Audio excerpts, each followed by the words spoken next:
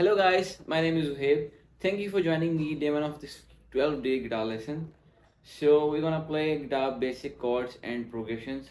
I'll guide you with some videos और अगर आपको समझ नहीं आती तो आप कमेंट्स में जाके वहाँ पे कमेंट कर सकते हैं. सो स्टार्ट करते हैं लेसन. सबसे पहले मैं आपको स्टार्ट करवाऊंगा बेसिक्स से. मतलब ये लेसन एब्सोल्यूट बिगनर्स के लिए है जिन्होंने आज गिटार बाय की है, अभी गिटार बाय की है और यू डोंट नो कि उसके साथ अब क्या किया जाए, कैसे प्ले किया जाए.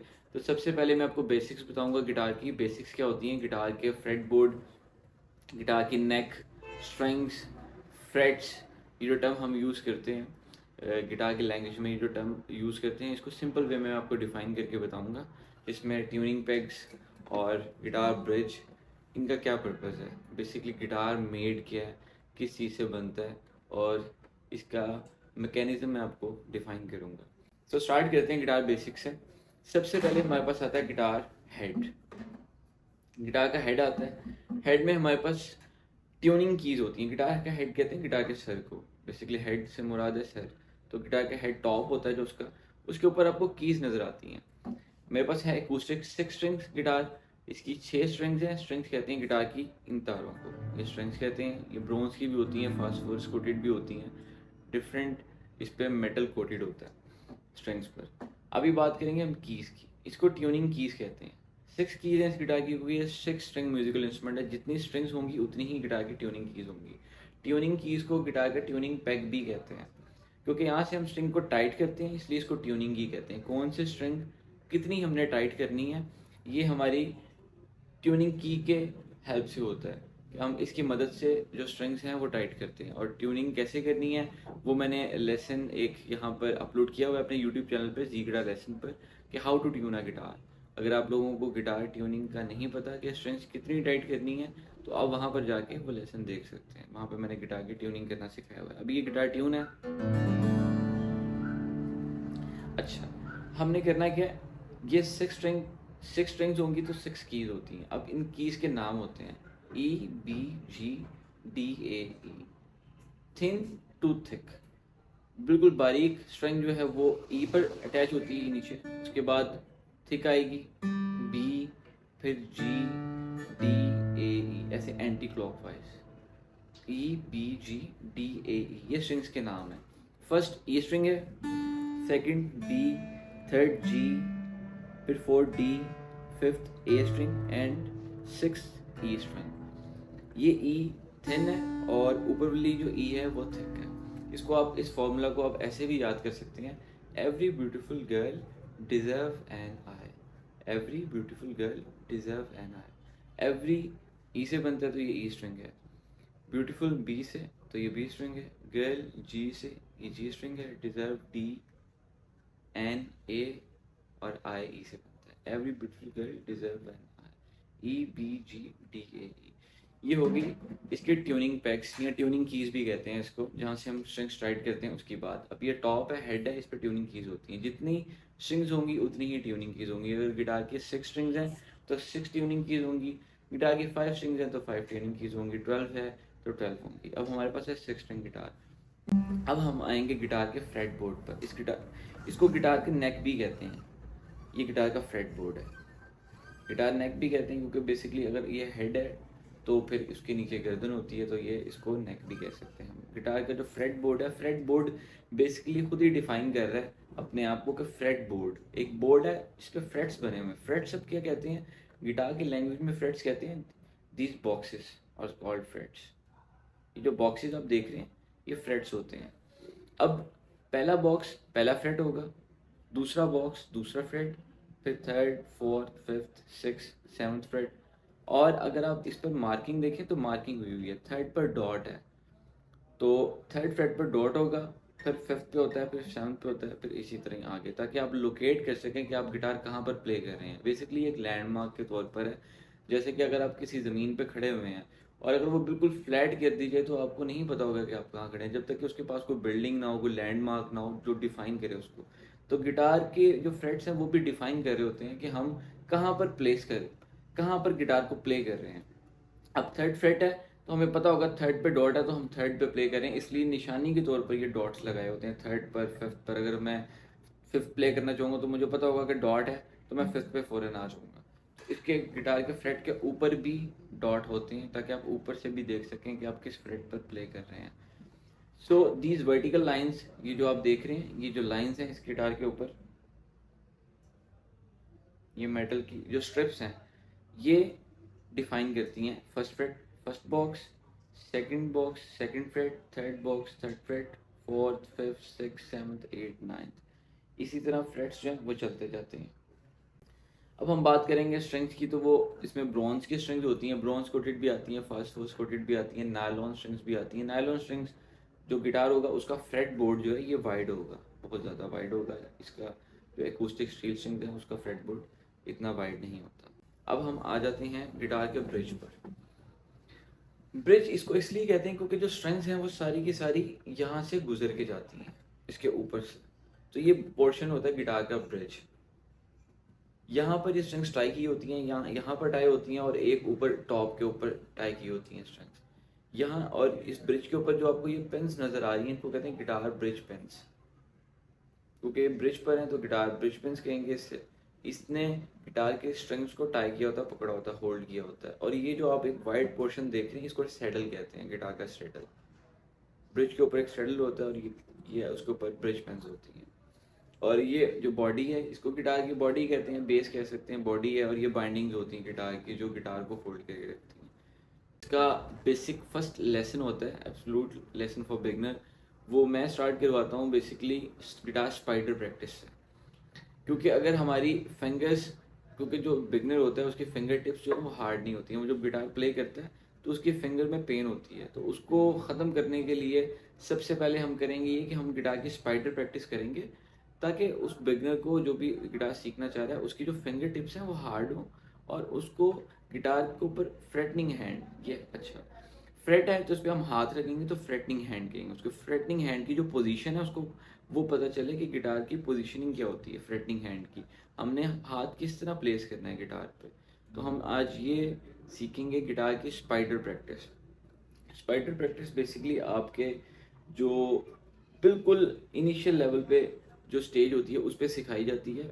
हर टीचर का अपना तरीका सिखाने का, कोई कॉर्ड सिखाता है, लेकिन मैं आपको स्पाइडर प्रैक्टिस से सिखाऊंगा ताकि आपको इजी हो, क्योंकि ये आपको एक्यूरेसी पे लेके आएगी कि आपने कितनी फोर्स लगा के कितना नोट प्ले करना है, और आपकी जो स्पीड है वो बेहतर होगी इससे, स्पाइडर से। तो स्टार्ट करते हैं गिटार स्पाइडर प्रैक्टिस। स्टार्टिंग में आप देख रहे हैं कि गिटार के जो फ्रेट्स हैं वो वाइड हैं, आगे जाके ये जो फ्रेट्स हैं ये छोटे होते जाएंगे, यहाँ पे फ्रेट्स छोटे होते जा रहे हैं। आपने क्या करना है, आपने छोटे फ्रेट से स्टार्ट करना है, फिफ्थ फ्रेट से स्टार्ट करना है अपनी फर्स्ट फिंगर से। थंब आपका बिल्कुल ऐसे पीछे आएगा गिटार के, ये फोर्स लगाएगा यहाँ से, और इसके बिल्कुल ऑपोजिट साइड पे आप ये फिंगर्स फोर्स लगाएंगे ताकि एक ग्रिप बनी रहे। अब हम स्टार्ट करेंगे फिफ्थ फ्रेट से, मतलब सेकंड डॉट, 1 2 3 4 5। देखिए फिफ्थ फ्रेट है तो डॉट है यहाँ पे, ये सेवंथ है तो डॉट।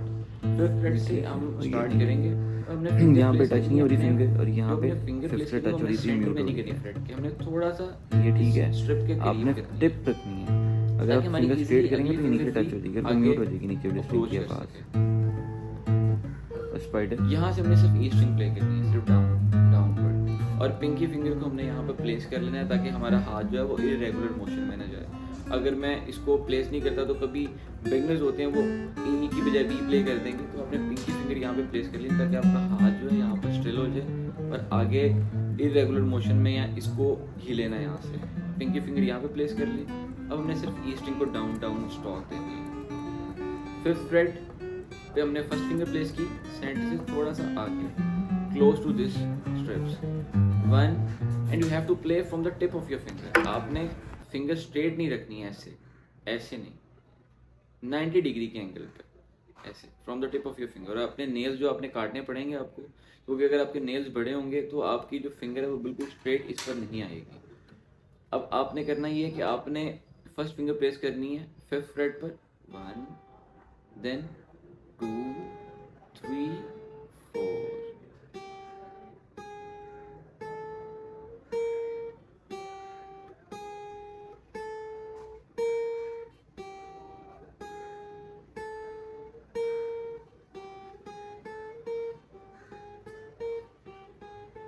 इसी तरह आपने सेकंड स्ट्रिंग पर आ जाना है, फिर थर्ड,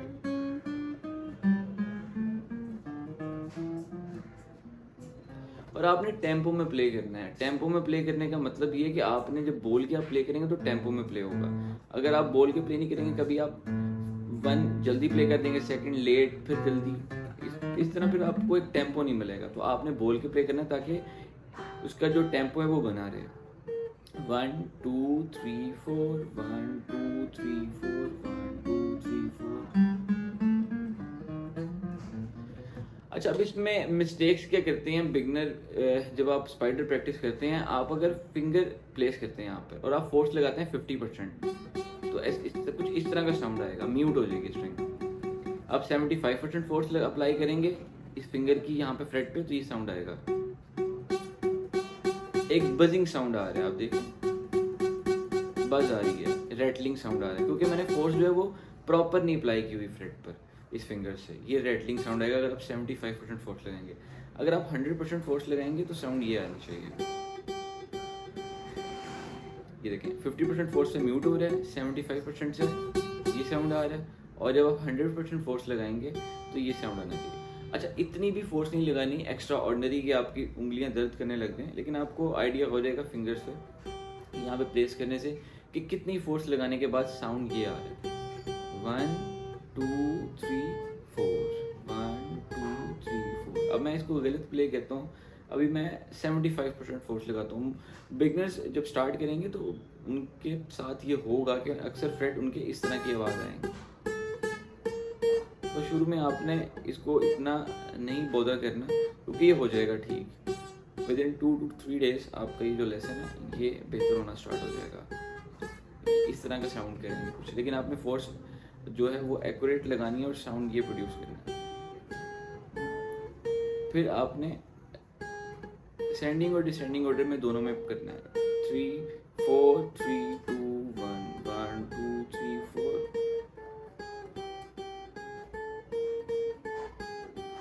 इसी तरह आपने ऊपर, लेकिन बोल के 1 2 3 4, 1 2 3 4। या फिर आप ऊपर से भी स्टार्ट कर सकते हैं, 1 2 3 4, 1 2 3 4, 1 2 3 4, 1 2 3 4, 1 2 3 4। जब इस पोर्शन में आपकी प्रैक्टिस हो जाएगी 5th फ्रेट पर, तो आपने आ जाना 3rd फ्रेट पर। यहाँ पे फ्रेट्स बड़े हैं, मतलब आपने 1 दिन 2 दिन यहाँ पे प्रैक्टिस करनी है, 2 दिन, उसके बाद आपने नेक्स्ट डे आप यहाँ पर आ जाए 3rd फ्रेट पर।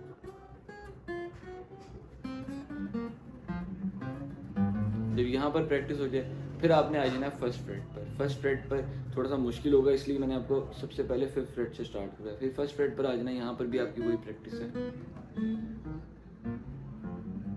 ये आपकी बेसिक प्रैक्टिस थी, स्पाइडर प्रैक्टिस।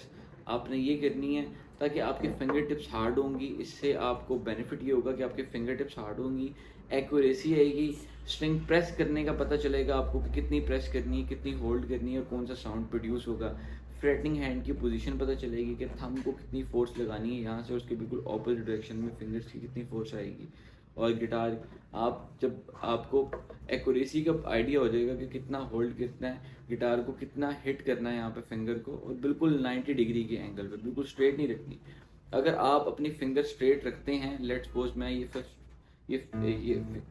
6 स्ट्रिंग पर 5th फ्रेट पर अपनी फिंगर स्ट्रेट रखता हूँ, अगर मेरी फिंगर नीचे टच होगी नीचे वाली स्ट्रिंग पे, जैसे कि मैं ये 6 स्ट्रिंग है, मैं अपनी फिंगर जो 5th स्ट्रिंग के साथ टच कर रहा हूँ नीचे यहाँ से, तो वो म्यूट हो जाएगी, उसकी आवाज़ नहीं आएगी। तो इसलिए फिंगर को इतना ऊपर आपने क्लियर रखना है ताकि आवाज़ आए।